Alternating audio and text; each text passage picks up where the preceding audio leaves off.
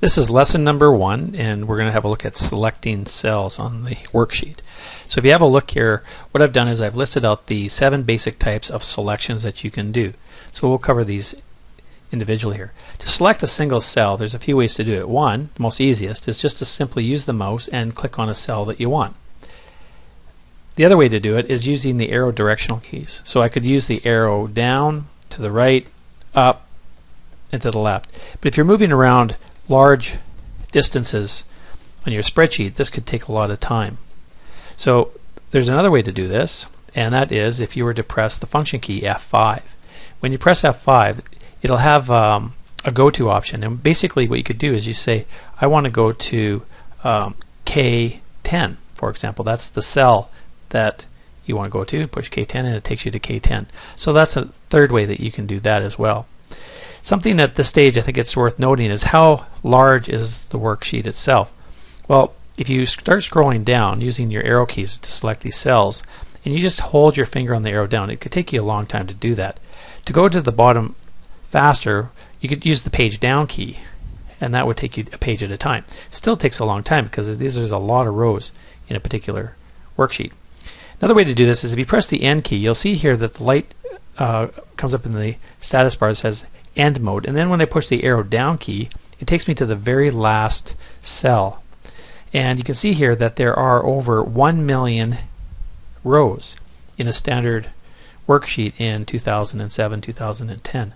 So if I press the N key and press the arrow up key, it takes me back to the beginning of the end of those blocks. Now, same thing works if I go horizontally in columns. I could move to the right, or I could use the control key and press arrow to the right. That would take me to the very last column in my worksheet. So you'll see there it says XFD, which looks a little bit odd. But what's happening here is that when you hit the end of the alphabet, it goes into, from Z, it goes AA, AB, and so on. And when you get to the end of the A's, it goes BA, BC, and so on. So if you were to add these all up, how many columns there are, there's over 16,382 columns.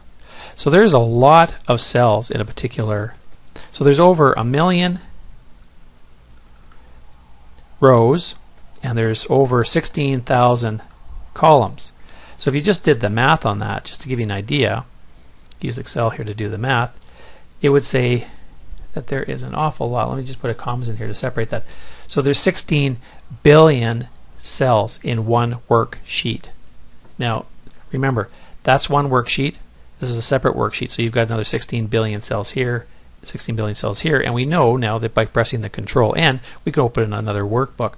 So you really aren't limited by how large the spreadsheet is, but moving around and selecting can be a problem if you get into very, very large worksheets. Alright, so how to select a cell? There's 3 ways to do that. Extend the selection. To do that, what you can do is use your mouse, and you want to click on the cell that you want to start with selecting. So let's say I want to select all of these numbers here from 1 to 7. I would select the first one, hold the mouse down, and then drag. This would allow you to select multiple cells. Now, it would also work if you were to pick another cell and drop and drag and then move to the right.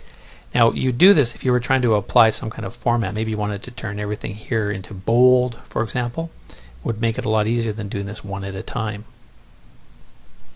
Alright, another way to select is the entire column or the entire row.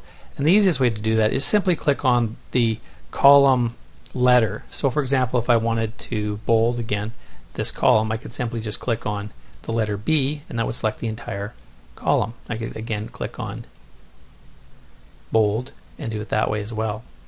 Or I could select a row, and that would select the entire row. Now what's nice here is that if I want to select multiple rows, I can just click the row number and drag my mouse down and select multiple rows. And the same works for columns. Click on the column, hold the mouse down, and drag to the right, selecting multiple columns. Now to select the entire sheet, which you need to do on a fairly regular basis, is the intersection of the row and the column.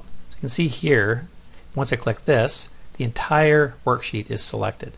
So if I was to click bold, everything on my worksheet would be bolded, for example. And then to deselect it, I could click anywhere and would deselect Another way to select would be to select the first or beginning part of the selection, and then by holding the Shift key down, you could go to the bottom of where you'd like to select and click, and it will select everything from where the first selection to the last selection. So again, that works by selecting, let's say, the number 1. Just click it once. Now you're going to have to hold the Shift key down, and now you're going to have to click the mouse. When I click the mouse, it'll click and select everything from when the first to the end. And that's a pretty standard Windows feature, and that works with a lot of Windows-based applications. Alright, I added another one here called the non-adjacent selection, and this is actually kind of a nice feature because what this will allow you to do is if you just do a regular select, extend the selection by using the mouse, by dropping and dragging and clicking, you can use the Control key. And by using the Control key, you can target exactly what you want to select. So what I can do is just randomly go through here, and you can see when I just click on a cell, drag my mouse, it's selected 1, 2, 3, 4, 5. So different areas within the worksheet that I'm selecting. They don't have to be adjacent to each other. Now if I just click anywhere, single, it'll deselect that. So again, it's hold the mouse, drag it, hold the Control key at the same time, and select different locations and continuously hold the Control key down as you're doing that. So you can practice this. This is a really good technique when you're trying to format, so because you might want to format this cell, this cell. All I'm doing is I'm just going to click a few different ones here. Click bold. You can see here how I selected those, then I applied. Turn that off, I could just reselect them and select bold. So you can see that is a very handy feature on how to select. Alright, so go through and start practicing your selection methods. These are essential skills in Excel. You'll need this for all the spreadsheets that you're going to do from now on. So we'll see you in the next